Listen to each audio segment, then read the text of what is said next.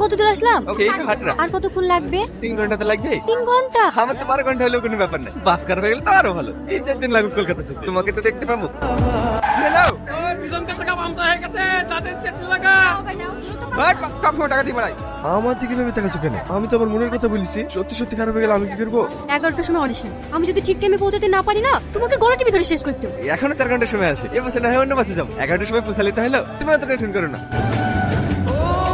কোথায় যাবেন? এটা স্টার বাংলার অফিস তো? হ্যাঁ, কার সঙ্গে দেখা করবেন? আমরা অডিশন দিয়ে লিখে এসেছি। সে তো শুরু হয়ে গেছে। আমার মনে হয় না ঢুকতে দেবে।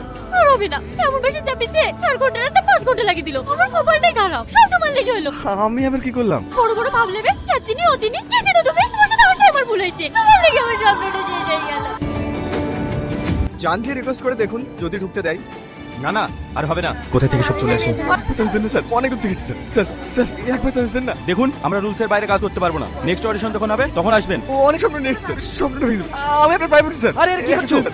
সিকিউরিটি দেন না। সিকিউরিটি ও খুব ভালো গান করে। একবার শুনে দেখেন না স্যার, একবার শুনে দেখেন। কি হয়েছে স্যার? বের করো ওকে। স্যার চলো। খেলো। খাবো না। সারাদিন না খেয়ে আছো, একটু কিছু মুখে দাও। আমি জানি তুমি আমার উপর রেগে আছো। আমার নিজেরই অনেক খারাপ লাগছে জানো। অত ভেঙে পড়ো না, এর থেকে বড় বড় সুযোগ পাবো। এবার আর ভুল করছি না। দরকার হয় রাতে গিয়ে বসে থাকি, একটু খাও না।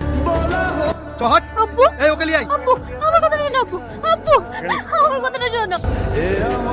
দেখো লতিফ ভাই, আমি অত তর্ক বিতর্কের মধ্যে যাচ্ছি না।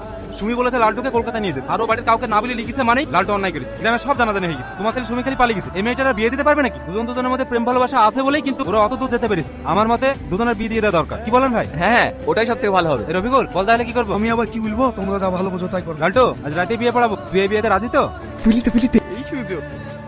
আমার কোনো সমস্যা নাই, আমি রাজি। আলহামদুলিল্লাহ, এই তো হয়ে গেল। ও ভাবি বাড়িতে বিয়ে রেজিতে চা মিষ্টি কিছু করো। এই লালটু, তুই ছাদে বিছানা পাচ্ছিস কেন? ঘরে খুব গরম তো, আজকে আমি ছাদেই শোবো। এইটা আজ তোর বাসর রাত, ঘরে বউতে ছাদে শুবি? লোকে কি বলবে রে? চল নিচে চ। আসলে ভাবি সুমি আমার উপর খুব রেগে আছে, কেলি ঝামেলা করবে। আসলে তুই মাথা মোটা, তোর বউয়ের রাখ লোকে এসে ভাঙাবি না। চ হাট। বুঝতে পারছি না ভাবি। আমি সব বুঝতে পারছি, চ চ চ।